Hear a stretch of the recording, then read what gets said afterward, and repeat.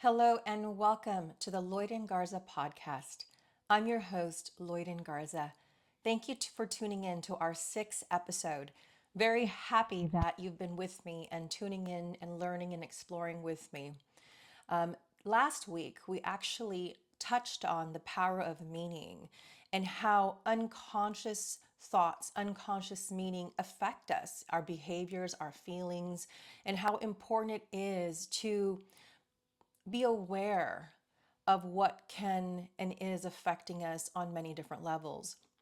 Now, in that process of learning and awareness and so forth, I wanted to be able to share with you something that I'm learning and recently learned. It's actually more on the biological process of our body and how our body, this such complex and intelligent system and vehicle that we have, that we live in. And so I am going to try to simplify some processes with you that I think that are very important to be aware of. And so if you know this already, please know that I'm oversimplifying this. And if you don't, then I'm hopeful that, that you can learn and pick up a few tools from this.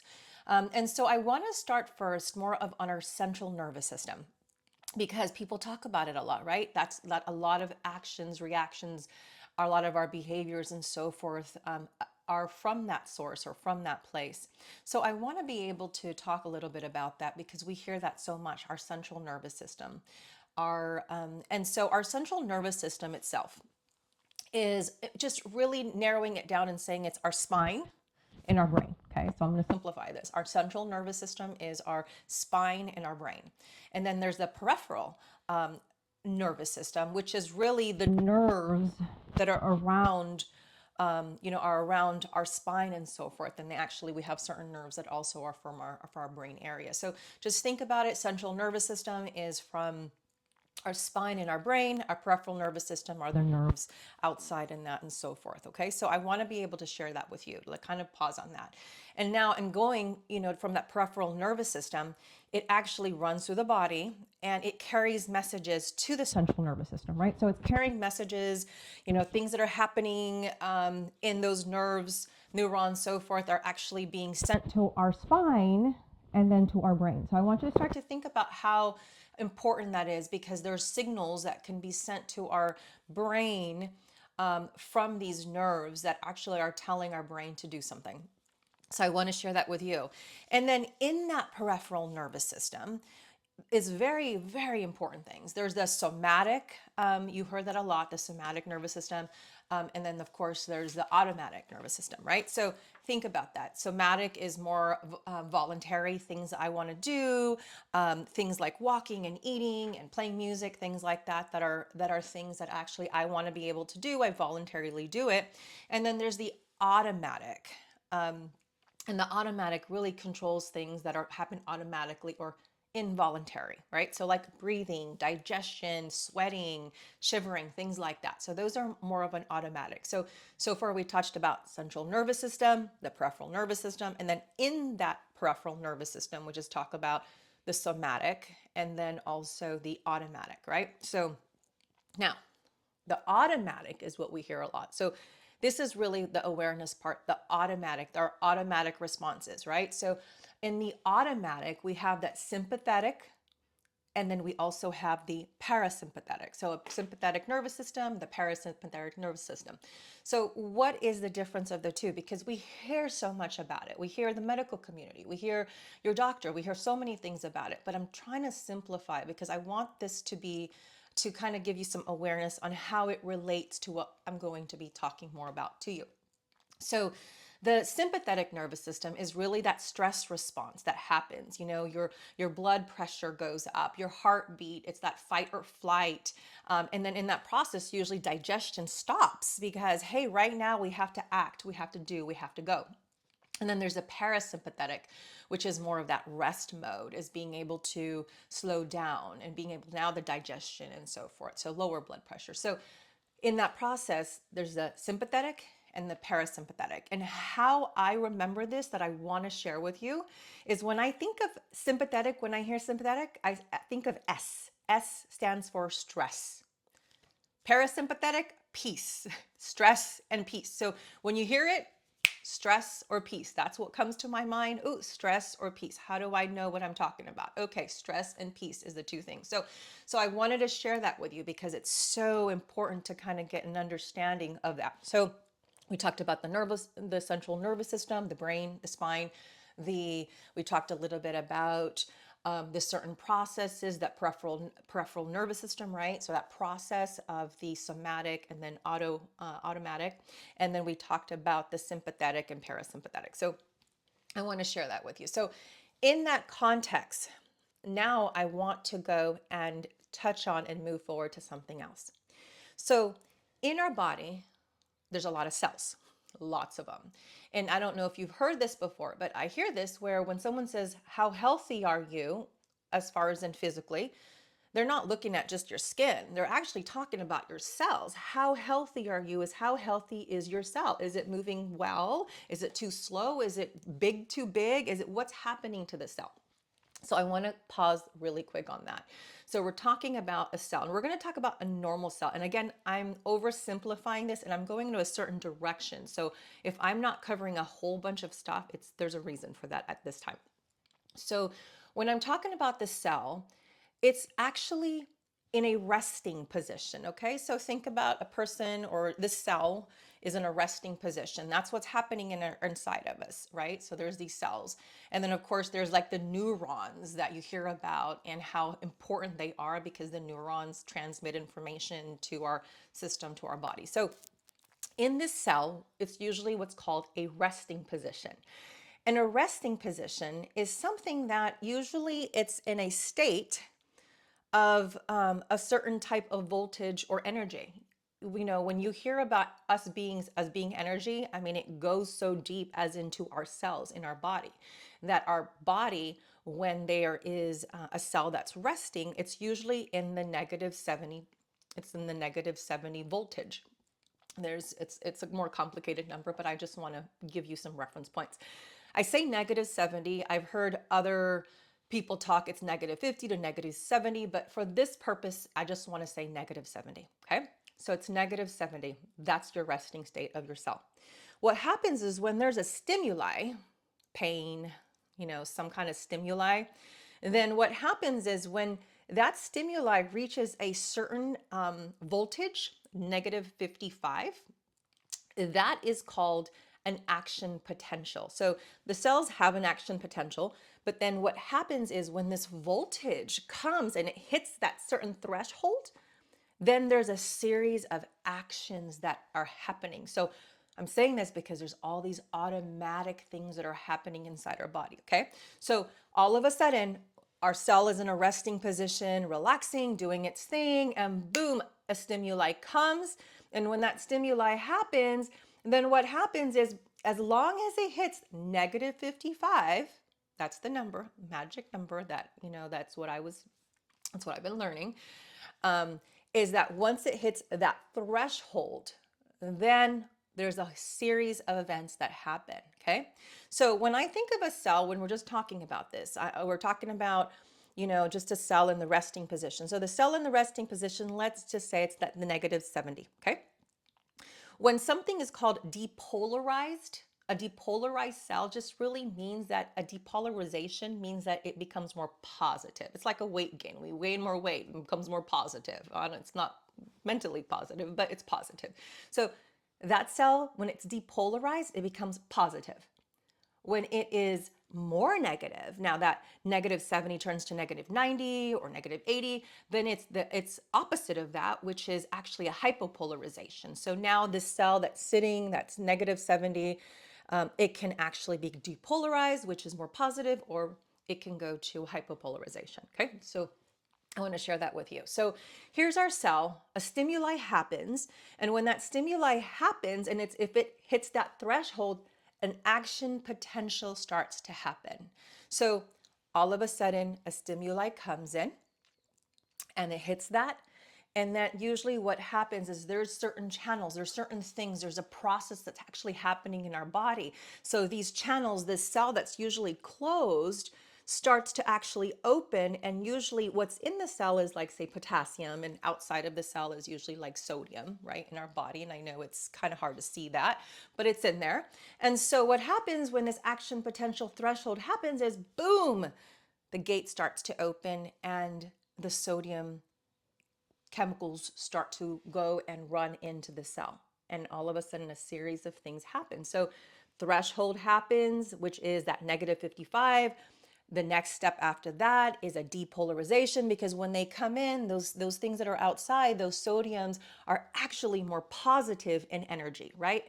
So than what's inside of the actual cell. So it goes in and rushes in, and when it rushes in, it makes that area, it repolarizes it. So it actually goes, it's depolarized, so that means it makes it more negative.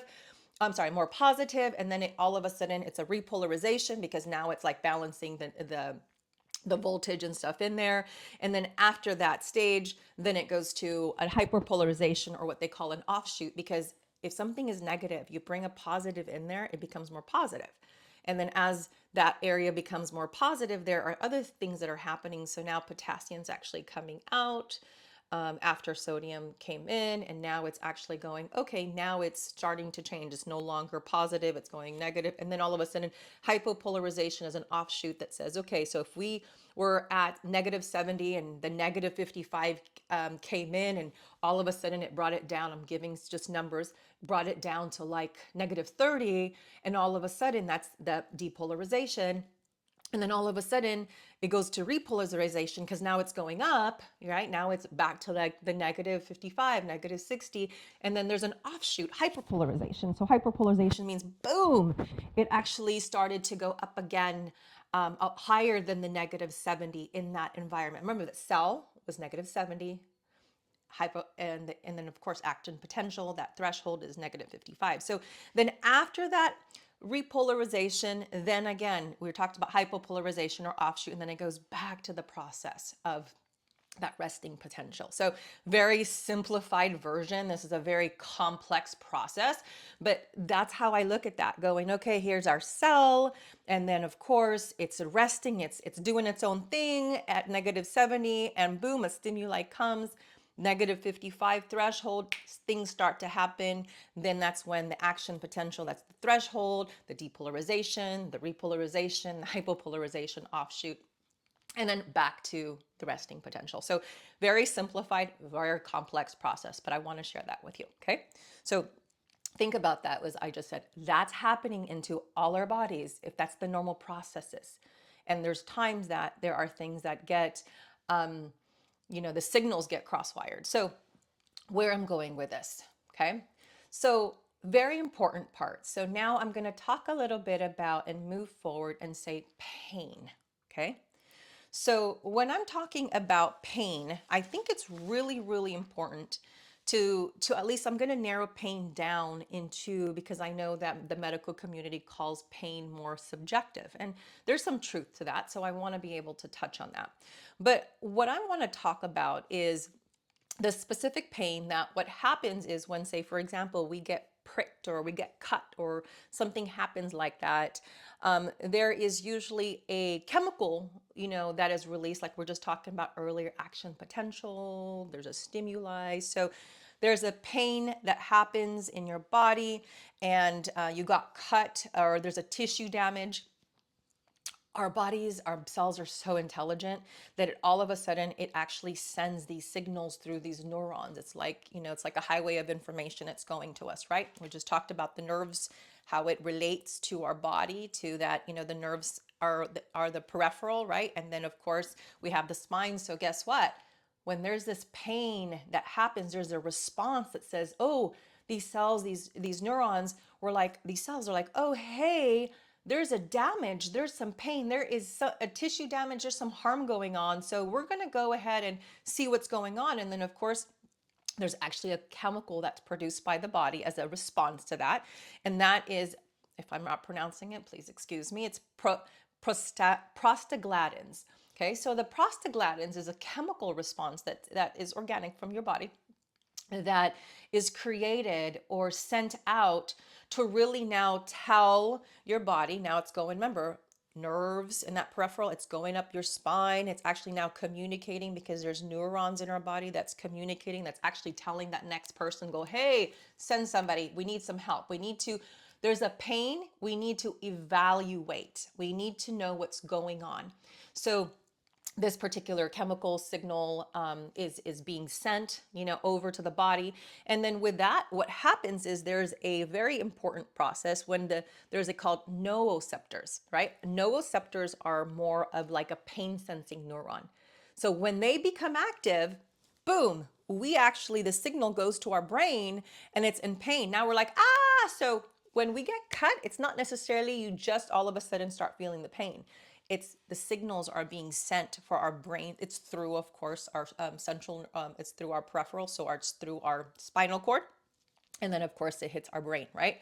So why am I sharing that with you? Because it's very important I feel it's very important. So in that process, when we have this pain, it automatically, if everything is working how it's supposed to, because there are times, there are people that it's not working how it's supposed to. So I'm just going to say this is for most, okay?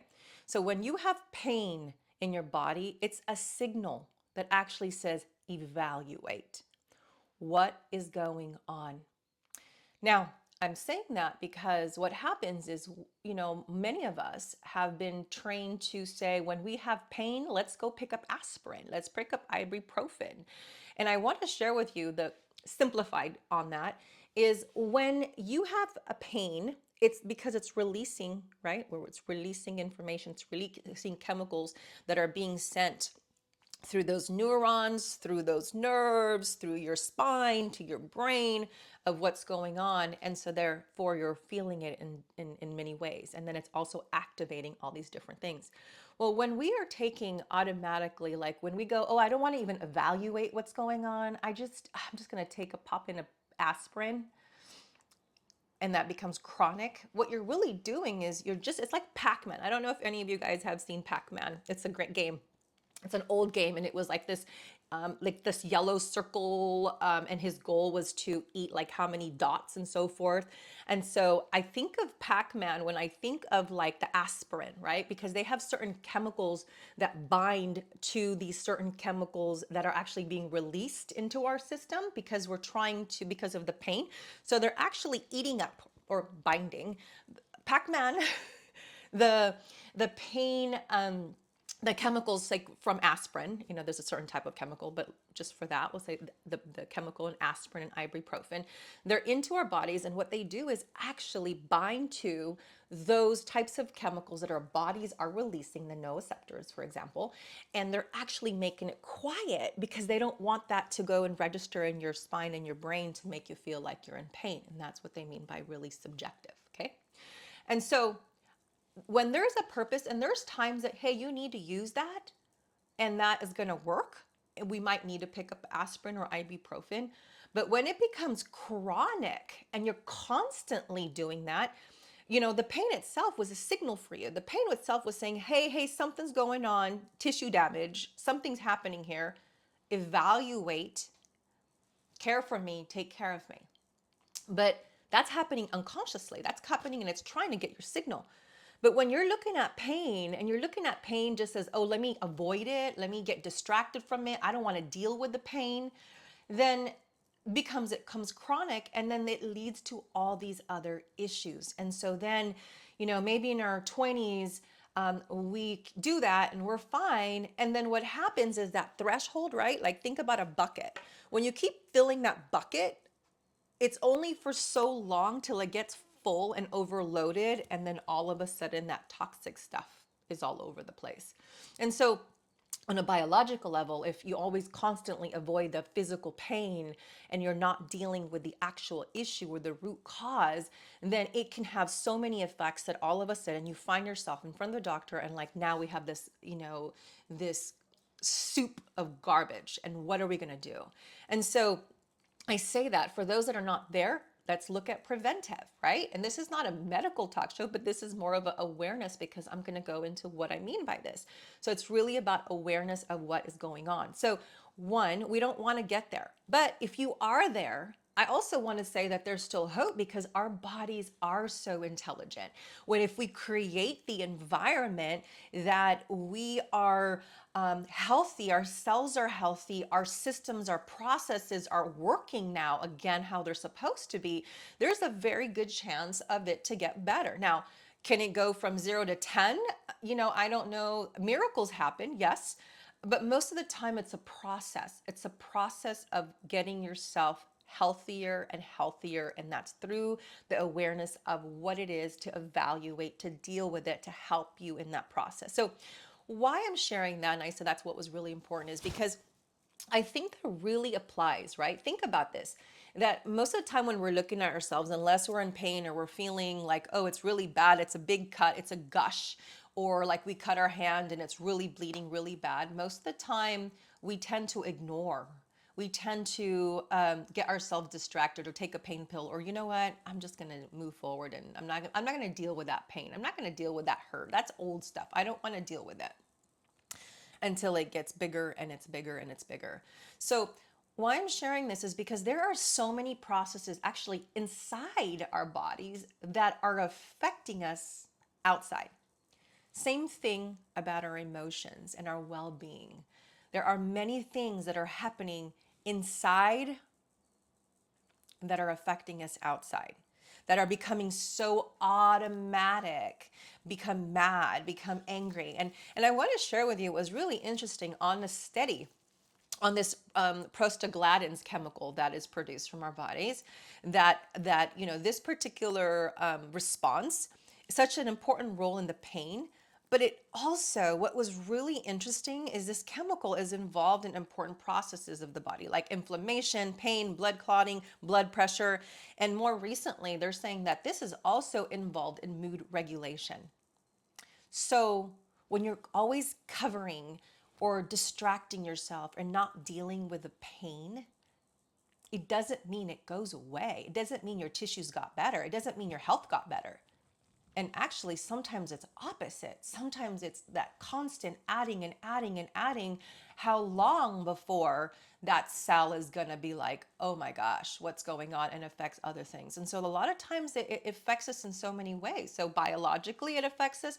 And then, on the outside of awareness of our mental processes, it also affects our well being of how we are and what we see in the world and so forth. So, I think that it's important not to ignore the pain physically, but also when you are going through life and you start feeling these things that come up in these moments, right? I mean, think about that. I mean, our bodies are so intelligent.